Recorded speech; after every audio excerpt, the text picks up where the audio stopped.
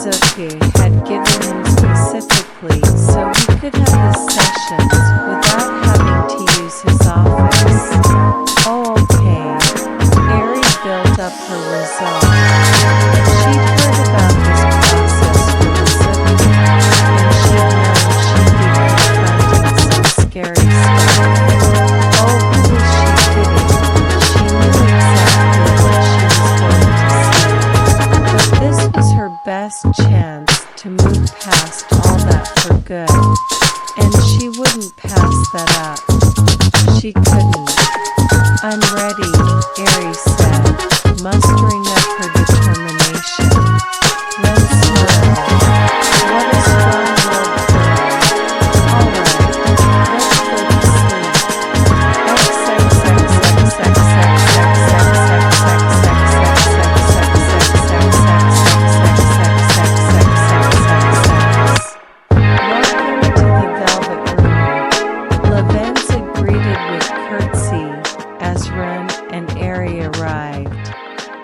Hello.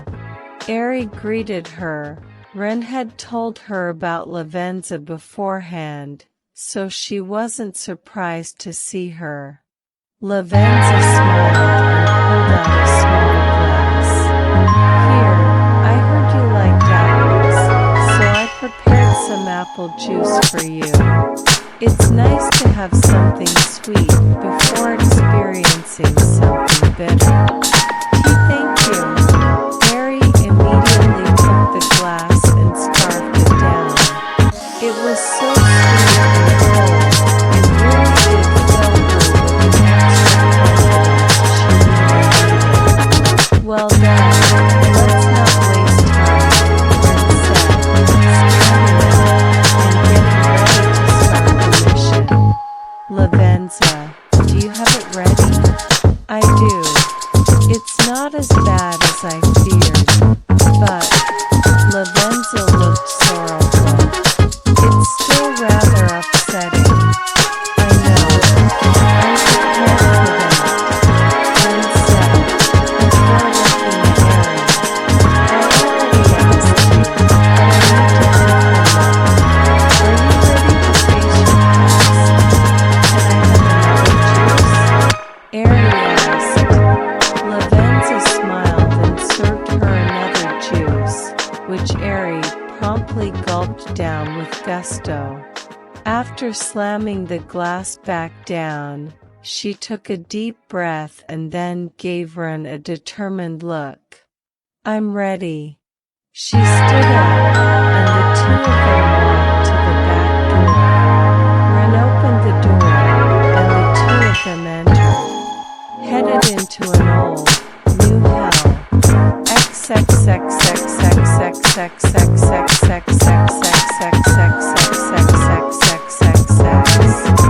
They ended up at the entrance of a tomb.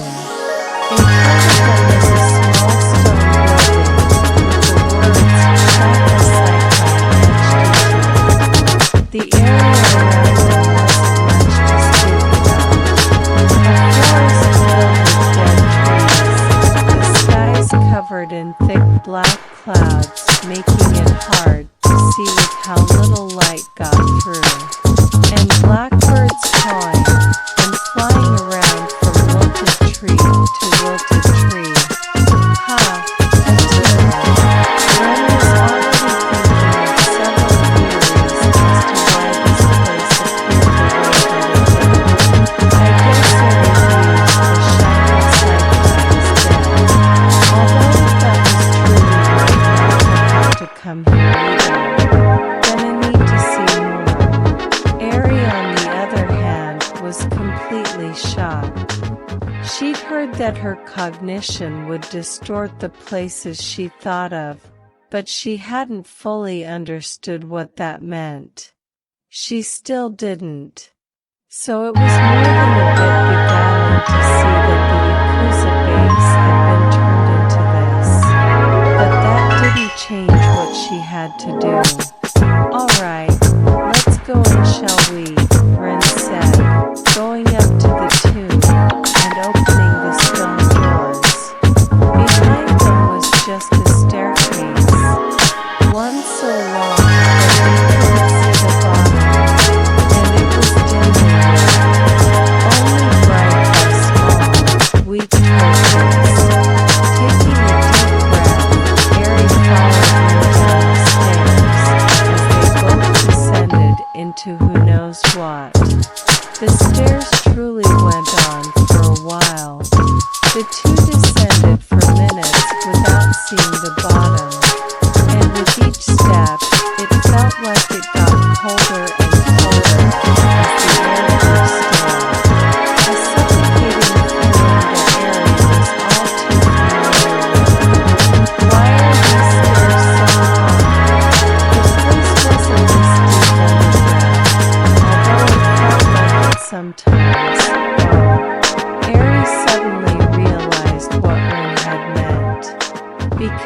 Felt like it was so far away.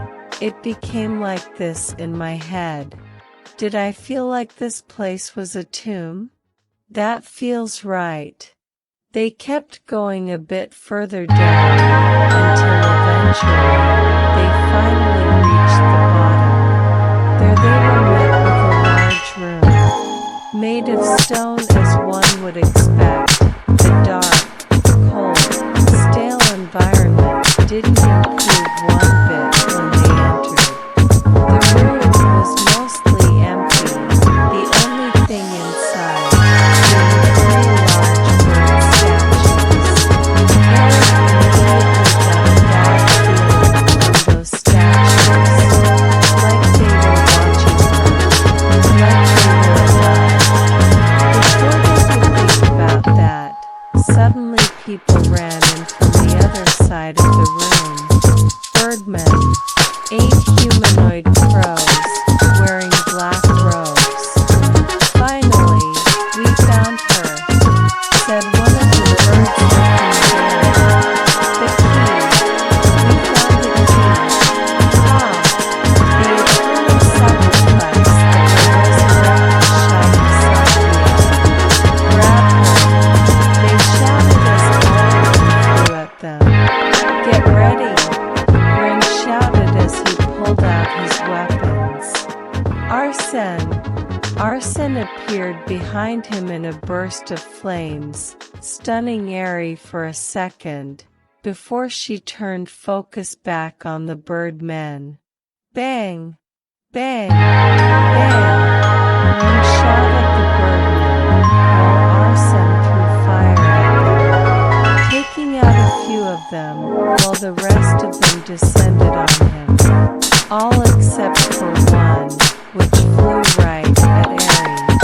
Hey Eri immediately ran back. All the courage she'd built up vanished as she looked at the bird, and images of her past came bubbling up into her eyes. She ran towards the staircase, but the birdman was faster, and flew over there first, blocking her exit. With no other option, Eri ran to the right, as the bird chased her, until eventually, she reached a wall. Eri turned around, only to see the birdman right on top of her. Its wings spread out, blocking her from escaping, as it loomed over her, a menacing grin on its teeth. Finally Overhaul's voice came from the birdman, causing Eri to completely freeze up in terror. Eri, she recalled Overhaul, strapping her to a chair, leaving her powerless as his hand came closer. Her and mind both Overhaul and the bird overlapped, as the bird backed her against the wall and reached for her. Eri's breath became rapid, her chest rising up and down rapidly, and yet her body only grew colder, as she felt control over her limbs vanished, and she fell on her butt. It was time. It was time for her to die again. Eri! Ren shouted, his strong commanding voice cutting through the panic attack she was having for a moment. If only barely. You're not the person you were before. You're stronger now. You have people rooting for you. Show them Eri. Show them who you are. What you became. Show them. Eri said through her tight breaths. Who am I? I'm Eri. Eri thought, and immediately, something warm filled her. Midoriya. Yeah, I am a Midoriya. Just like Dad. And like my brothers and sisters. That's right, Eri. Now she heard Azuka's voice in her head. And the warmth continued to fill her body, so much so that she started to glow. You're my daughter, Eri Midoriya. You are loved. You are powerful, and you are free. Never forget that. We're all rooting for you, Eri. She heard Kyoko's voice. They mess with the Eri. They get the horn. Give it to them, Eri. She heard Kima. Eri! Eri! Eri! Eri! She heard the voices of her siblings. Each one makes the light glow brighter and brighter. Ag! The Birdman stumbled back, covering its eyes. Too much light. Right. Now I remember. Aries said, her breathing returned to normal. I'm not weak. Not anymore. And I'm going to get stronger. So get out of my way. The light turned into a fire that wrapped itself around Aries. Come out, Mr. Dantes, Eri shouted as she felt a name come into her head. Whoosh! The fire jumped off of her and took the form of a man.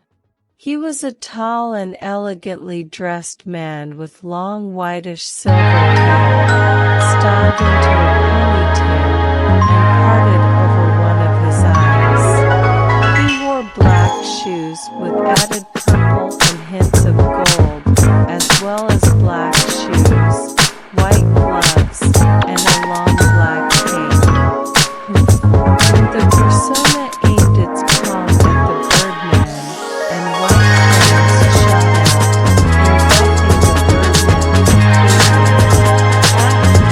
The Birdman shouted as he collapsed onto the floor, burned to death. All of you, get away from Mr. Akira! Eri shouted, turning her attention to the rest of the Birdmen. Her persona formed several white fireballs and threw them at the Birdman that had been fighting Ren. The fireballs slammed into Birdman, burning them all to a crisp. That was all Ren said. Aries' persona grabbed her, and suddenly the two teleported in front of her. Are you okay, Mr. Apria? I'm fine. And it looks like you manifested your persona, Ren said, taking a look at Aries' persona. Edmund Dantes. I don't suppose you've read The Count of Monte Cristo? Aries shook her head and looked up at her persona. Is that where he's from? Yeah. I guess your persona pulled a character from my subconscious rather than yours. Ren said, it happens sometimes. Crack! Crack! Suddenly, the two of them heard a cracking sound, and the two of them looked up at the statues. Cracks started appearing in the statues, as their heads turned to look at them. Rock! The birds cried, as they broke free of the stones, and flapped their wings. Each bird was different. One bird was larger than the others, and entirely covered in crystals.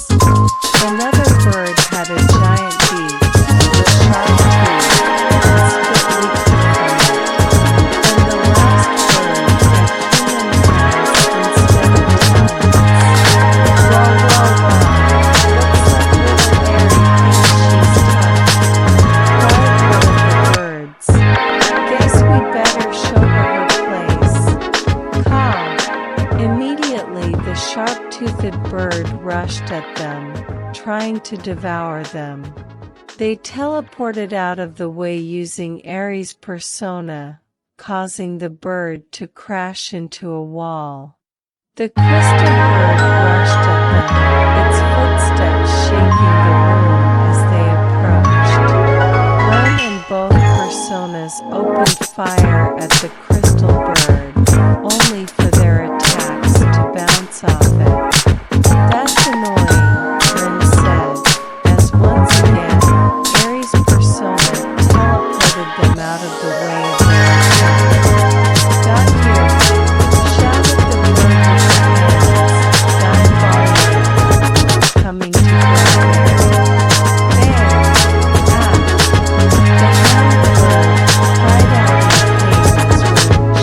In the eye.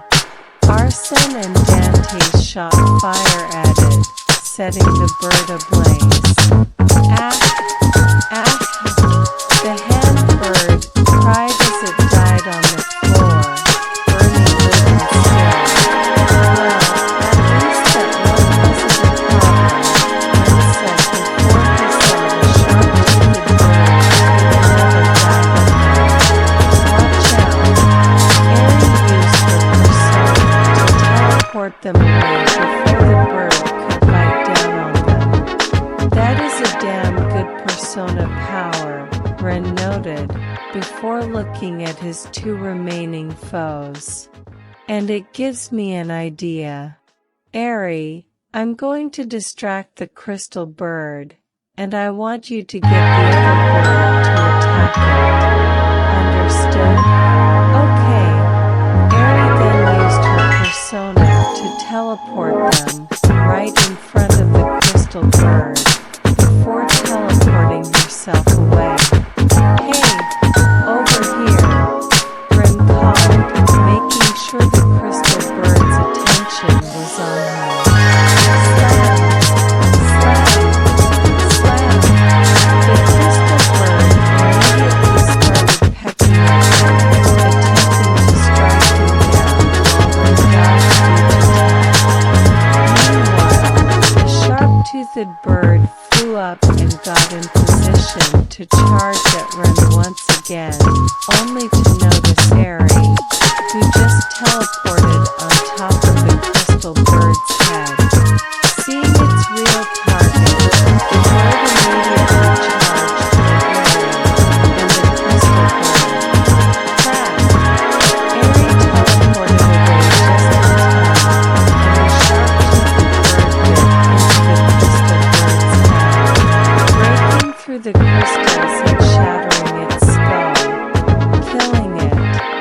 Now, Arsene, Ren once again summoned his persona and unleashed a huge ball of black fire right at the sharp-toothed bird. Boom! The ball slammed into the door, causing it to explode, destroying the last bird. Aerie appeared next to Ren and jumped up in celebration. We did it!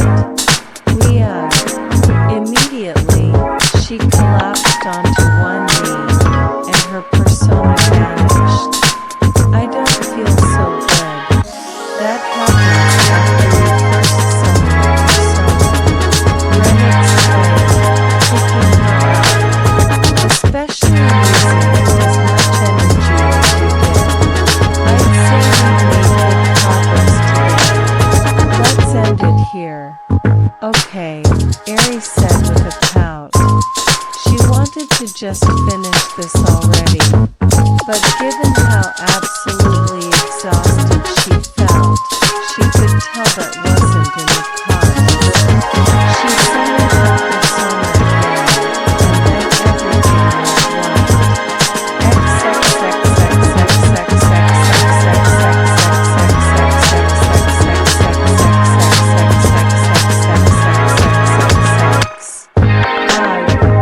Ren groaned as he opened his eyes. Apparently, Aerie could just teleport them out of the cognitive realm altogether. You learn something new every day, Ren thought, before looking at Aerie, who was getting up albeit very slowly, rubbing her eyes and yawning as she did. How do you feel? Tired, Aerie said, but also good. She'd been worried that the moment she started this process, she'd simply collapse from fear.